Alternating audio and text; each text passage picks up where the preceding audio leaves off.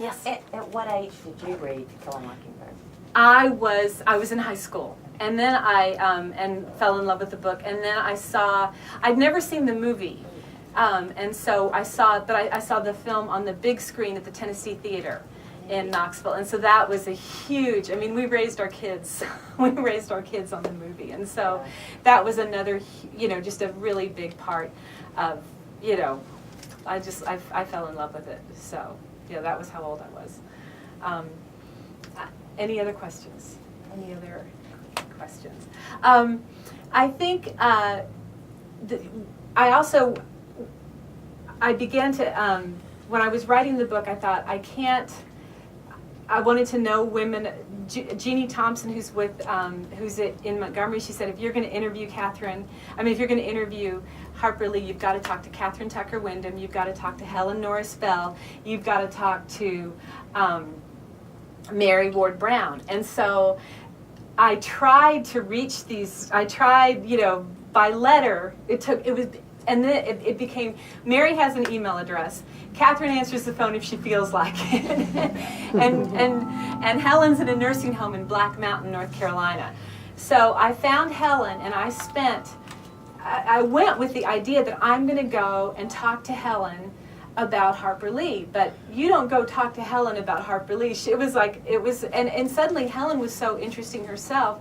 So I began to write about her, and every time I would write something down, she'd say, "What are you writing down? Listen to me. Put that pencil down and listen to me." I'm going to tell you.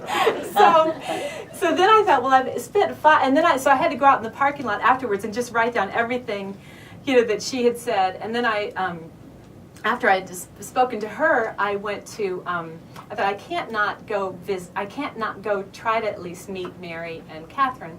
And so that was in July, and then in October I was able to meet Catherine, but Mary fell, so I couldn't meet Mary.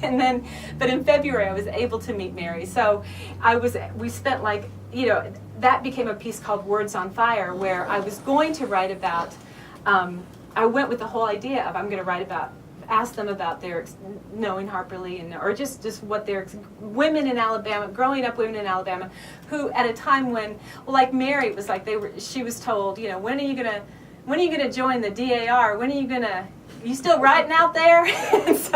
and she wasn't taken seriously until she started publishing in the big slicks, is how she described it. And then Catherine was just this light, and we spent another 3 or 4 hours with her. And so that became like a whole essay. So it's like stories that you think you sort of had to let go of all, like your plan. The plan went out the window, and it became something so much better, because it's like this story, if you were open to it, the stories would lead to more stories. And so that became something else, and then so many stories. I drove my editor crazy, because I would say, like the Bear Bryant story, where I had discovered that she had instead of going to the Cannes Film Festival, Harper Lee decided to go to an Alabama Alumni Association dinner, where the Bear talked literature and I talked football. And my editor was like, "We don't have any more room." She's like, "You have to stop," because I said I would. And then when Patricia Neal, who just passed away in 2008, she read A Christmas Memory at the old courthouse with Joe Vigg. And I didn't know about it till after the fact, or I probably would have tried to go. But she read A Christmas Memory, and Harper Lee came, and they're both in wheelchairs, but both just so happy to see each other. And then they were in the Harper Lee room, in the Truman Capote room, and Patricia Neal said, "Well, where's the picture of you and Truman together?" And she said, "There's not one." And Jane Ellen Clark, who's the curator, who is amazing, she goes, "Yes, there is. It's right there." And Harper Lee said, "That's not me." And she goes, "Yes, it is. Look closer." And it was. And they're standing outside his convertible. And she goes, "He loved that car. That was the second trip to Kansas." So it was just, and then they said the night was just magical. And so I asked another person I interviewed, George Thomas Jones, I said, "Did you go see that?"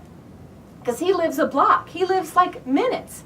And he goes, Kerry, maybe you pay $35 a ticket out in Hollywood, but that's robbery around here. I said, George, how can you not go see, but he didn't go. So, but it really was just this, they said it was just this magical night. So, and that was another story that didn't get in there, but I have like 100 pages of, hundreds of pages of interviews and stories that could not fit into this book. So I keep thinking I'd love to try to shape them into something, just oral histories of, or because it just became, I didn't want to, sometimes you just think these stories need to be told.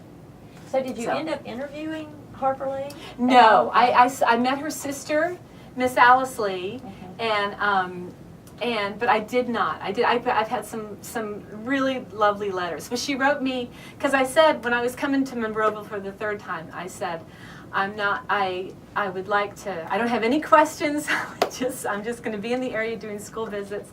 And she wrote back and said, I'm living in an assisted living facility and I'm not well enough to see anybody, not even my biographer. Sincerely, Harper Lee. So I'm not going to go knocking on the door. I can't do that. So, but I just loved the way the stories came, I mean, and I actually brought my daughter Nora with me the third time we went. And so we did school visits. We went where one school visit, where I get the kids to think of, I sort of have them draw the geography of their neighborhood. And I talk about how Harper Lee used her street as a character and all the people on the street. And so they begin to think of their own neighborhoods as characters and the stories. But I called the principal that morning because it was in Lower Peachtree, which is you either take the ferry to get across, or you take the long way, which is which MapQuest didn't understand. And so the principal called me and said, "Don't take the ferry. The river's way too high. You got to come the long way. And last 6 miles, no cell phone. You're on your own." Because the reception and at the Red Barn where she said it was going to quit, it quit. But then we spent all day, Nora and I did, with, from K through 8, doing writing workshops and stories, and that was really fun. And then we did one at Monroe High School in Monroeville, and we also did one in Jackson, Alabama. So that made it so much more fun to just get to meet the kids and to get them to tell their stories. So that's been sort of twofold in writing the biography and telling kids. Because I had a 4th grade teacher who said I was a good writer, and it was the first time a teacher had said that. They usually said, "Aren't you a nice tall girl? And don't you listen well?" And so when she said you're a good writer, it meant something. It was like finally something, that's relevant, because I was, you clean that kitchen like nobody's business. I don't want to clean the kitchen. So, it meant something. So I just hung on to that. So anyway, so that's a little bit of how the book came to be and the stories and so forth. But anybody have any questions just about writing or, yes, What yes. was different about the second half of the? I think because there was so much, like her editor had written what it was like working with her. Tay Hahoff had written about that, and I had. So there were just more. There was so many. There was the Monroeville Journal had lots of stories, and then the archives at the museum, just so many. There was a point where we have this big table, and I let there was like the source note stage where I stopped cleaning and I stopped cooking, and I was like, nobody touch a thing in this house because I had to get these, make sure I had everything. But because I had so many things to refer to, the first half was the interview, which was my favorite, but it was just messier. But then it was much more, it was really fun to write because I was able to get the shape of it in. So I think that was why, because I had the definite notes and so forth, and the clippings and so forth.